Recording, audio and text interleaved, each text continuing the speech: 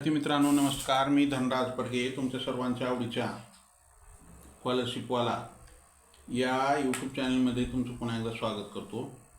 विद्यार्थी मित्रांनो, आज आपण इयत्ता 34 स्कॉलरशिप क्षेत्रफळ 34 स्कॉलरशिप नवनीत प्रकाशनाच्या मार्गदर्शिकेतील गणित या विषयातील क्षेत्रफळ हा घटक अभ्यासणार आहोत. क्षेत्रफळ या घटकावरील स्वाध्याय नवनीत प्रकाशनाच्या पुस्तकातील क्षेत्रफळ या घटकावरील आपण या ठिकाणी स्वाध्याय अभ्यासत आहोत.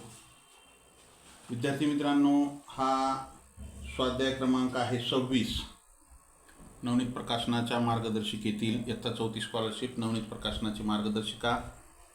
घटक आहे विषय आहे गणित.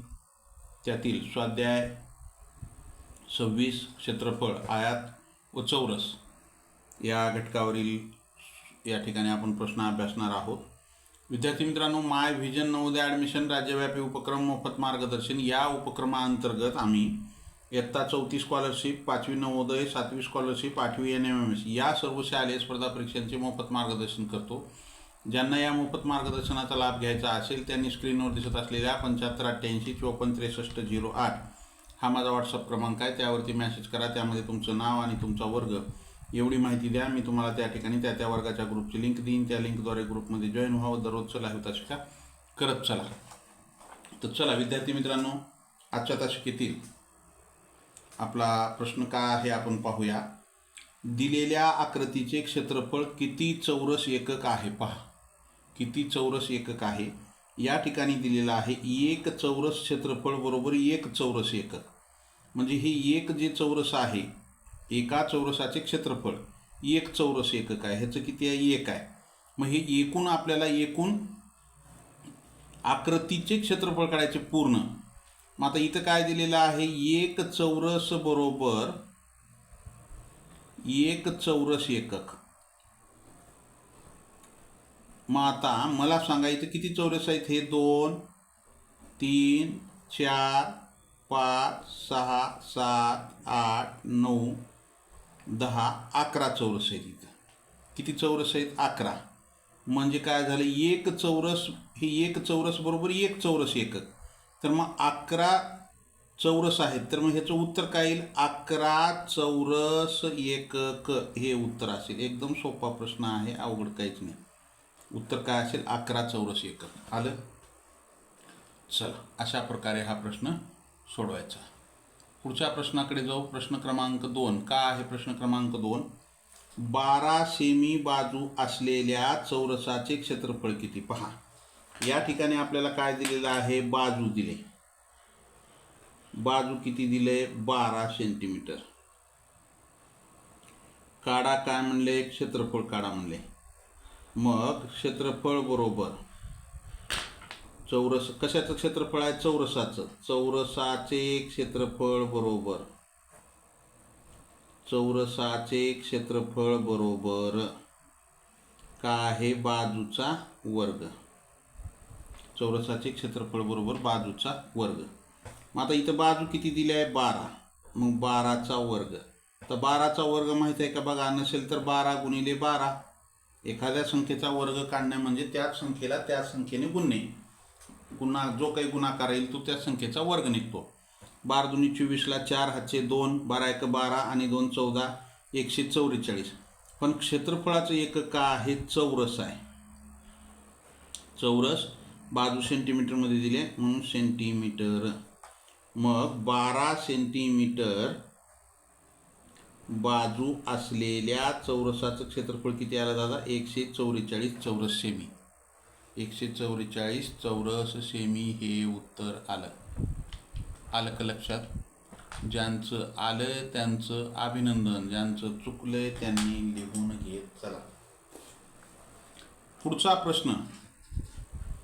एका आयताची रुंदी 20 सेंटीमीटर असून परिमिती 160 सेंटीमीटर आहे. तर त्या आयताचे क्षेत्रफळ किती पहा. आपल्याला काय काय दिले हे लक्षात घ्या अगोदर. आयताची रुंदी दिले. रुंदी किती दिले? 20 सेंटीमीटर. त्यानंतर परिमिती दिले. परिमिती किती दिले? 160 सेंटीमीटर.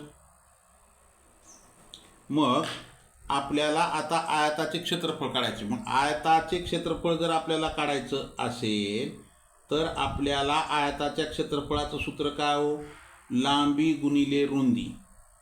मग आपल्याला इथं काय दिलंय? आपण लिहून घेतलाय डाटा. रुंदी दिले, लांबी दिले का नाही. मग आता काय करू? या परिमितीवरून आपण ह्याची लांबी काढू आणि मग त्याचं क्षेत्रफळ काढू. मग आयताची परिमिती बरोबर सूत्र काय आहे? 2 कंसात लांबी अधिक रुंदी. परिमिती किती दिले? 160. सूत्रामध्ये किमती ठेवा 2. लांबी दिले का? दिलं नाही. लांबीला लांबी. रुंदी किती आहे? 20. मग हे काय करा? 160. 2 तिकडं गुणिले होतं, इकडे येऊन भागिले झालं. पुढं काय राहिलं? फक्त लांबी अधिक 20. मग ह्या 2 भाग घाला. बे 1 बे, बे 8 16, 0 का आलं इथं? 80. हे 20 अधिक होतं, इकडे येऊन वजा झालं. बरोबर काय राहिलं? लांबी राहिलं. मग ह्या 80 मधून 20 गेले, किती राहिले? 60. 60 सेमी त्याची काय आहे? लांबी आहे. लांबी किती आहे? 60 सेंटीमीटर आहे.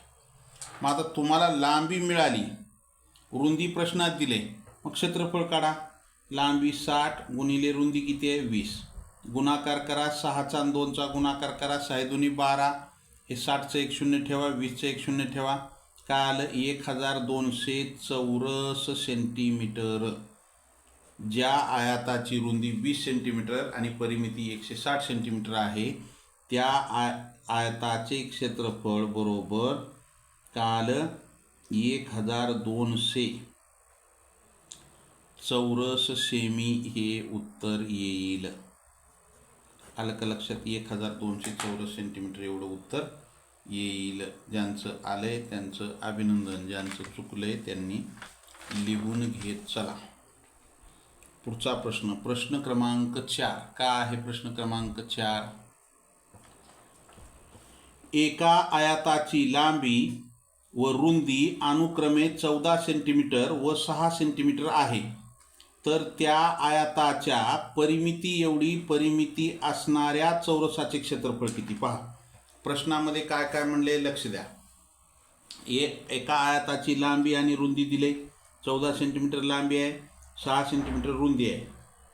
त्या आयताची म्हणजे ज्याची लांबी 14 सेंटीमीटर आणि रुंदी 6 सेंटीमीटर आहे, त्याची परिमिती जेवढी असेल तेवढी परिमिती एका चौरसाची आहे आणि मग त्या चौरसाचे क्षेत्रफळ काढायचे. म्हणजे इथं आपल्याला काय करायचे? अगोदर या आयताच्या लांबी आणि रुंदीवरून त्या चौरसाची परिमिती काढा. मग काय करू आपण माहिती आहे का? आयताची परिमिती बरोबर चौरसाची परिमिती. बरोबर आहे. आयताची परिमिती जेवढी आहे तेवढी त्या चौरसाची परिमिती आहे. मग आयताच्या परिमितीत सूत्र काय? 2 कंसात लांबी किती आहे? 14 अधिक रुंदी किती आहे? 6 बरोबर चौरसाच्या परिमितीत सूत्र काय? 4 गुणिले बाजू. मग हे 2 गुणिले 14ची आणि 6ची बेरीज करा 20. ते 4 तिकडं गुणिले होतं, इकडे येऊन भागिले झालं. बरोबर काय राहिलं? बाजू. 4 1 4, 4 5 20. बाजू बरोबर 5 दुनी 10. 10 सेंटीमीटर बाजू आली. आता तुम्हाला चौरसाची बाजू मिळाली, त्याचं क्षेत्रफळ काढा. मग चौरसाचं क्षेत्रफळ बरोबर सूत्र काय दादा? बाजूचा वर्ग म्हणजे या 10चा वर्ग. 10चा वर्ग काय येईल? 100 चौरस कशात दिले? सेंटीमीटर. म्हणजे आपल्याला उत्तर काय येईल? 100 चौरस सेंटीमीटर हे उत्तर येईल. आलं का लक्षात? ज्यांचं आले त्यांचं अभिनंदन. पुढच्या प्रश्नाकडे जाऊ आपण. पुढचा प्रश्न आपल्यासाठी काय आहे? पुढचा प्रश्न 12 मीटर रुंद 16 मीटर लांब असलेल्या बागेत 4 मीटर गुणिले 6 मीटर या मापाचे वाफे तयार करायचे आहेत, तर किती वाफे तयार होतील करता येतील? पहा आपण काय करू? वाफ्याची संख्या जसं फरशीची संख्या काढतो तसं वाफ्याची संख्या. बागेचे क्षेत्रफळ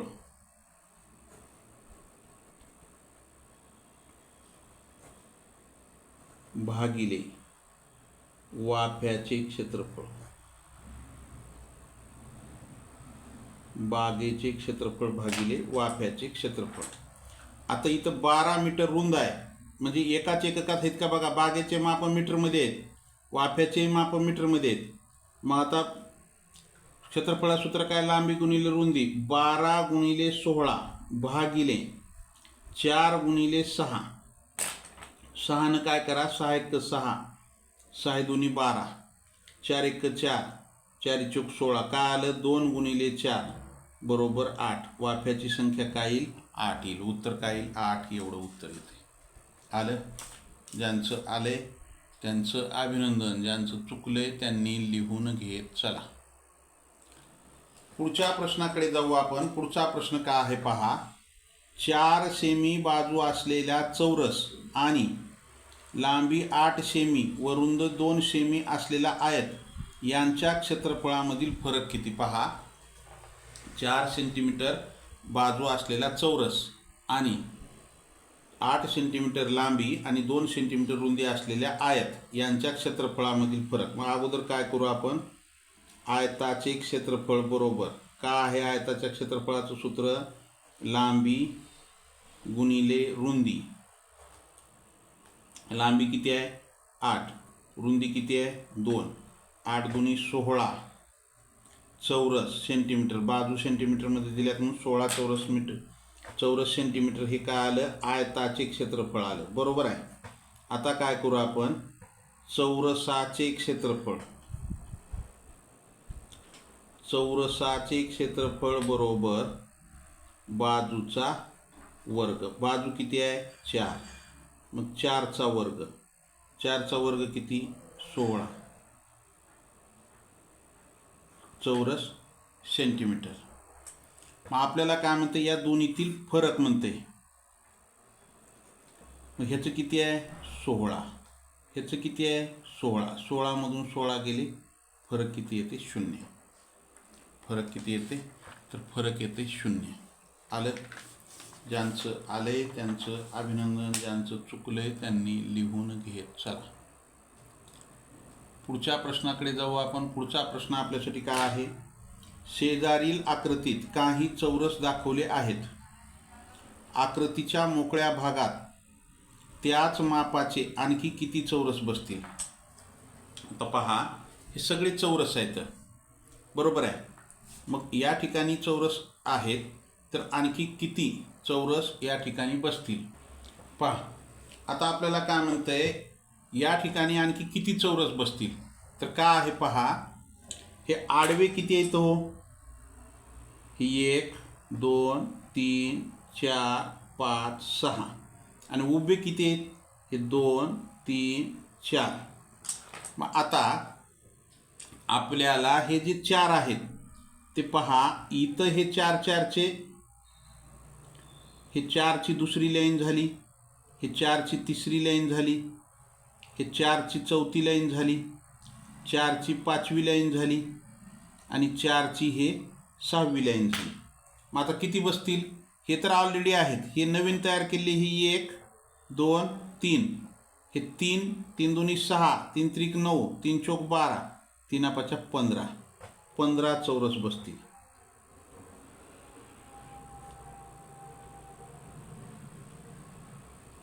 किंवा एकूण किती चौरस होऊ लागले तिथं, हे 4 4 च्या 6 लाईनी, म्हणजे 4 गुणिले 6 बरोबर किती होऊ लागले, 24 चौरस होऊ लागलेत एकूण चौरस. आता बनवलेले किती आहेत, हे 6 7 8 9, हे 24 मधून 9 वजा करा, 15 राहतात. म्हणजे आपल्याला 15 चौरस या ठिकाणी आणखी 15 चौरस बसतील. आलं का लक्षात. हो का, हे 4 5 6 7 8 9 10 11 12 13 14 15. 15 चौरस आणखी या ठिकाणी, ही जी शिल्लक जागा होती या ठिकाणी आपले काय आहे 15 चौरस बसतील. आलं. अशा प्रकारे हा प्रश्न सोडवायचा. पुढचा प्रश्न आपल्यासाठी काय पहा.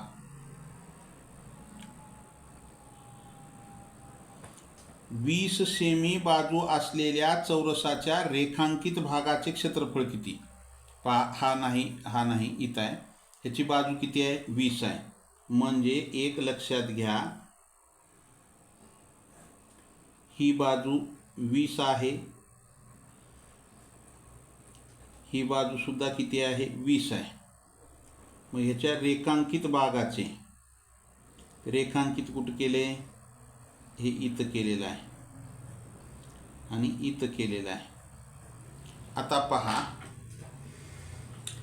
आता हे 20 आहे, पूर्ण 20 आहे. म्हणजे ही किती झाली? इथून एवढी झाली 10. ही पूर्ण 20 आहे, इथून एवढी झाली 10. म्हणजे ही झाली 10 आणि ही झाली 10. बरोबर आहे. म्हणजे 10 सेंटीमीटर बाजू असलेले 2 चौरस आहेत इथं. मग 2 गुणिले बाजूचा वर्ग, कारण दोघाची बाजू सारखी आहे 10 सेंटीमीटर, म्हणून 2 गुणिले बाजूचा वर्ग. 2 गुणिले बाजू किती आहे? इथं 10 बाजू आहे, हे 10चा वर्ग. 2 गुणिले 10चा वर्ग 100. म्हणजेच या रेखांकित भागाचं क्षेत्रफळ किती येते? 200 चौरस सेमी. रेखांकित भागाचे क्षेत्रफळ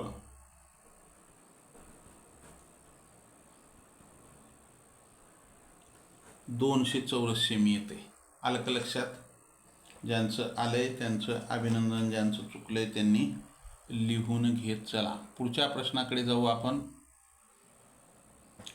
पुढचा प्रश्न आपल्यासाठी काय आहे पहा.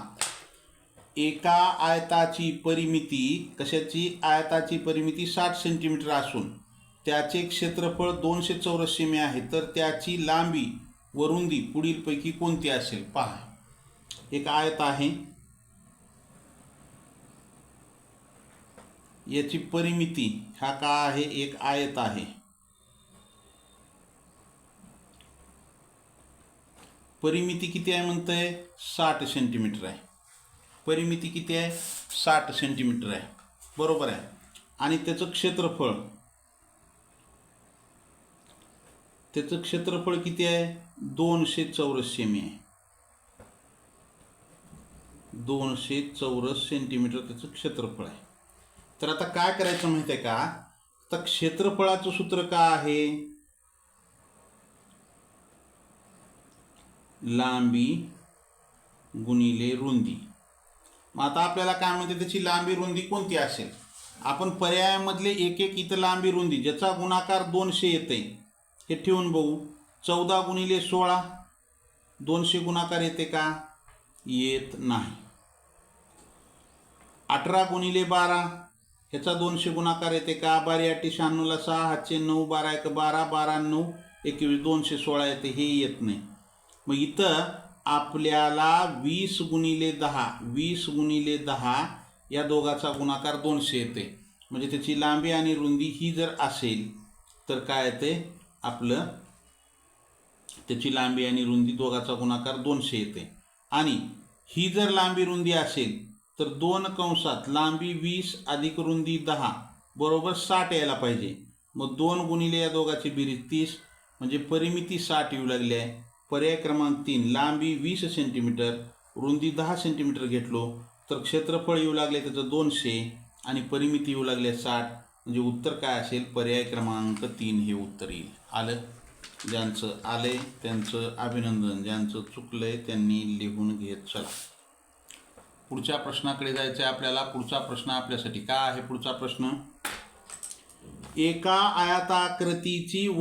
आयताकृती वर्गखोलीची लांबी 8 मीटर व रुंदी 6 मीटर आहे. त्या वर्गखोलीत फरशी बसविण्यासाठी एका चौरस मीटरला 50 रुपये प्रमाणे किती मजुरी द्यावी लागेल? पहा, एक वर्गखोली आहे, त्याच्यामध्ये आपल्याला काय करायचे? फरशी बसवायचे. मग एका चौरस मीटरला 50 रुपये प्रमाणे एकूण मजुरी किती द्यावी लागेल? एकूण मजुरी बरोबर डायरेक्ट आपण मजुरी काढू. एकूण मजुरी बरोबर वर्ग खोलीचे क्षेत्रफळ, वर्ग खोलीचे क्षेत्रफळ गुणिले दर, दर कशाचा? मजुरीचा. वर्ग खोली कशी आहे? आयताकृती आहे. त्याचं क्षेत्रफळ काय आहे? लांबी गुणिले रुंदी गुणिले दर. लांबी किती आहे इथं? 8 मीटर गुणिले रुंदी किती आहे? 6 गुणिले दर किती आहे? 50. 8 संग 48 गुणिले 50.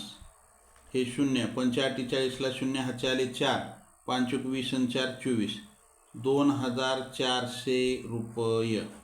एकूण मजुरी किती द्यावी लागेल आपल्याला? 2400 रुपये एवढी मजुरी द्यावी लागेल. आलं का लक्षात? अशा पद्धतीनं हा प्रश्न सोडवायचा. ज्यांचं आलंय त्यांचं अभिनंदन, ज्यांचं चुकले त्यांनी लिहून घेत चला. पुढचा प्रश्न पाहू आपल्यासाठी काय आहे. 13 सेमी लांबी 5 सेमी रुंदी असणारे दोन आयत एकमेकांना रुंदीच्या बाजूने जोडले तर तयार होणाऱ्या नवीन आयताचे क्षेत्रफळ किती? काय म्हणते पहा. हे 13 सेंटीमीटर लांब 5 सेंटीमीटर रुंद हे असे दोन आयत होते. 13 सेंटीमीटर आणि 5 सेंटीमीटर रुंद. ते काय केले? दोन आयत रुंदीच्या बाजूने, ही रुंदी आहे म्हणजे इकडल्या बाजूने हे काय केले? हे 13 सेंटीमीटरचा एक, इथंच दुसरा 13 सेंटीमीटरचा असा जोडला. याची रुंदी 5च राहिली पण लांबी किती झाली? ही 26 झाली.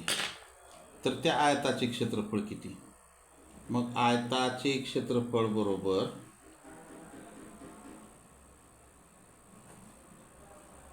लांबी गुणिले रुंदी. लांबी किती आहे? 26 गुणिले रुंदी किती आहे? 5. 5 गुणाकार करा. 5 × 30ला 0 हातचे आले 3, 5 दूनी 10 आणि 3 13, 130 चौरस सेंटीमीटर हे उत्तर येते. काय ते उत्तर? 130 चौरस सेंटीमीटर हे उत्तर येते. आलं? ज्यांचं आले त्यांचं अभिनंदन, ज्यांचं चुकले त्यांनी लिहून घेत चला. लाईक केलं नसेल लाईक करा, नवीन असाल जरूर सबस्क्राईब करा. सबस्क्राईबच्या बाजूला बेल आयकॉनचं बटन आहे त्याला प्रेस करा म्हणजे इथून पुढचे येणारे व्हिडिओ असतील किंवा लाईव्ह शिकायचं नोटिफिकेशन सर्वात अगोदर तुम्हाला मिळेल. पुढचा प्रश्न काय पहा. आयताची लांबी कायम ठेवून रुंदी दुप्पट केल्यास त्याच्या क्षेत्रफळात कोणता बदल होतो? तर पहा, समजा आयताची लांबी आपण काय करू? 10 सेंटीमीटर घेऊ आणि आयताची रुंदी 2 सेंटीमीटर घेऊ. आणि आता काय करू? ही लांबी आणि ही रुंदी घेऊन आयताचं क्षेत्रफळ काढू. आयताचं क्षेत्रफळ बरोबर काय आहे? लांबी गुणिले रुंदी. लांबी किती आहे? 10 गुणिले रुंदी किती आहे? 2. 10 दूनी 20 चौरस सेंटीमीटर. 10 दूनी 20 चौरस सेंटीमीटर का आलं? हे क्षेत्रफळ आलं. प्रश्नामध्ये काय म्हणते आपल्याला? रुंदी दुप्पट केल्यास, लांबी तेच ठेवायची आणि रुंदी दुप्पट केल्यास, रुंदी दुप्पट केली. पूर्वी किती रुंदी होती आपली? इथं 2. दुप्पट म्हणजे 2 न गुणली काय आली? 4 सेंटीमीटर. मग आता दुप्पट करून आयताचे क्षेत्रफळ काढा. बरोबर सूत्र काय? लांबी गुणिले रुंदी.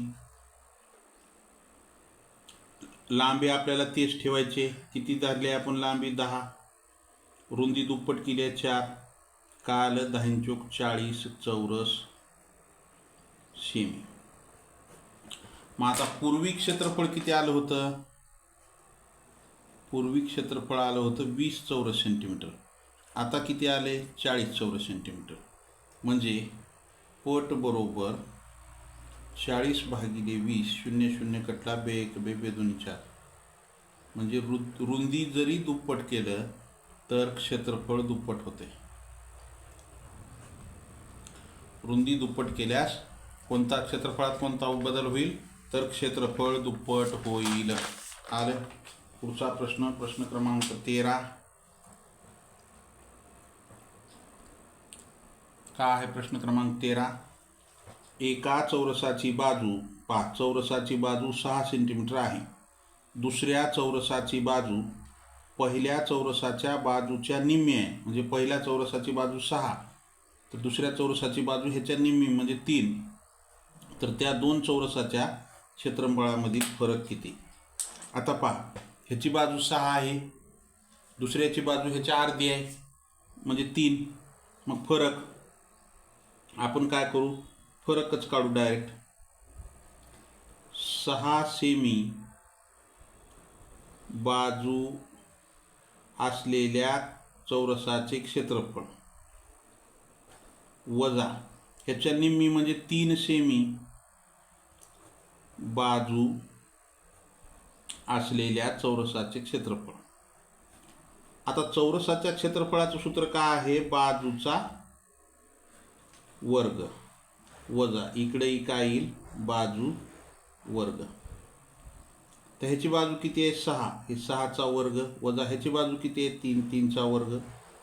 6चा वर्ग 36 वजा 3चा वर्ग 9. 36 मधून 9 गेले, 16 मधून 9 गेले, 7 राहिले म्हणजे किती राहिले? 27. फरक किती येते? 27 चौरस सेंटीमीटर येते. एवढा फरक येतो. फरक किती येते? 27 चौरस सेंटीमीटर एवढा फरक येतोय. आलं. चला, पुढचा प्रश्न आपल्यासाठी काय आहे? 80 मीटर लांब 20 मीटर रुंद मापाचा भूखंड रुपये 500 चौरस मीटर दराने विकला तर भूखंडाची विक्री किंमत किती? काहीच नाही, विक्री किंमत काढून टाकायचं. डायरेक्टच कसं काढायचं पहा. या भूखंड आपण काय करतो, भूखंडाचे क्षेत्रफळ गुणिले त्याचा दर. मग इथं काय करायचं, ह्या भूखंडाचं क्षेत्रफळ गुणिले दर. भूखंडाचे क्षेत्रफळ म्हणजे लांबी गुणिले रुंदी, लांबी गुणिले रुंदी गुणिले दर. लांबी किती आहे? 80 गुणिले रुंदी किती आहे? 20 गुणिले दर किती आहे? 500. गुणाकार करा. 8 दुनी 16, 16 पंचे 80, 16 पंचे 80. आता ह्या 80चा एक शून्य ठेवला, 20चा एक शून्य ठेवला आणि 500चे 2 शून्य ठेवले. मग एकूण किंमत किंवा त्याची विक्री किंमत बरोबर हे 8. 8च्या पुढे 1 2 3 4 5 शून्य. 1 2 3 4 5. 8 लाख रुपये त्या भूखंडाची किंमत असेल. किती असेल किंमत? 8 लाख रुपये एवढी त्या भूखंडाची किंमत असेल. आलं. ज्यांचं आलंय त्यांचं अभिनंदन, ज्यांचं चुकलंय त्यांनी लिहून घेत चला. पुढचा प्रश्न आपल्यासाठी काय आहे? पुढचा प्रश्न 48 मीटर लांबी 12 मीटर रुंदी असलेल्या हॉलला 64 चौरस आकृती फरशा लागतात तर फरशीची परिमिती किती? पहा, आपल्याला इथं काय दिले? हॉलचं माप दिले आणि एकूण फरशाची संख्या दिले. तर आपल्याला काय करावं लागेल? त्या फरशीचं क्षेत्रफळ काढावं लागेल. फरशी ही चौरस आकृती आहे. मग सूत्र, फरशांची संख्या बरोबर त्या हॉलचे क्षेत्रफळ भागिले फरशीचे क्षेत्रफळ. एकूण फरशा किती दिले? 64. हॉलचं क्षेत्रफळ काय आहे? 48 गुणिले 12 भागिले फरशी ही चौरस आकृती आहे. त्याचं काय सूत्र आहे? बाजूचा वर्ग. मग काय करू? हे बाजूचा वर्ग इकडे घेऊ. बाजूचा वर्ग इकडे घेतला बरोबर काय राहिलं? 48 गुणिले 12 हे 64 बरोबरच्या इकडं आलं. इथं येऊन भागिले झालं. इथं काय येईल? हे 8 8 64, 8 संग 48, 4 दुनी 8, 4 त्रिकम 12, 3 1 3, 3 दुनी 6, हे बे 1 बे त्रिक 6, बे 1 बे त्रिक 6, मग हे बाजूचा वर्ग बरोबर या दोघाचा गुणाकार किती आला 3 त्रिक 9. म्हणजे बाजू किती आहे 9 कशाचा वर्ग आहे 9 3चा वर्ग आहे. मग बाजू किती आली 3.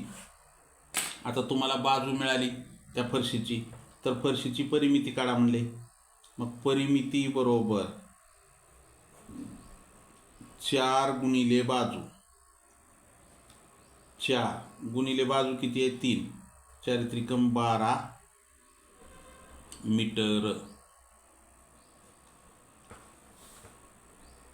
12 मीटर. आलं का लक्षात. ज्यांचं आले त्यांचं अभिनंदन, ज्यांचं चुकलंय त्यांनी लिहून घेत चला. प्रश्न क्रमांक 16. का आहे प्रश्न क्रमांक 16. एका चौरसाचे क्षेत्रफळ 100 चौरस सेमी आहे व दुसऱ्या चौरसाची परिमिती 100 सेंटीमीटर आहे, तर त्या दोन चौरसांच्या बाजूंच्या लांबीतील फरक किती. पहा, अगोदर काय करू आपण 100 चौरस सेमी क्षेत्रफळ असलेल्या चौरसाची बाजू काढू आणि इथं 100 सेंटीमीटर परिमिती असलेल्या चौरसाची काय करू बाजू काढू. मग पहा, क्षेत्रफळ बरोबर तोंडी उत्तर काढता येते आपल्याला. हे क्षेत्रफळ बरोबर बाजूचा वर्ग. इथं काय दिले क्षेत्रफळ दिले 100 बरोबर हे बाजूचा वर्ग. मग बाजू किती आली 10. बाजू बरोबर 10. बाजू किती आली 10. आता परिमिती बरोबर काय सूत्र आहे 4 गुणिले बाजू 4 गुणिले बाजू. परिमिती किती आहे 100 बरोबर 4 गुणिले बाजू. मग बाजू बरोबर हे 100 ते 4 इकडे येऊन भागिले झालं. 4 1 4 4 दुनी 8 2 उरले 20 झाले. 4 पंचे 20 म्हणजे ह्याची बाजू काय आली ह्याची बाजू आली 25.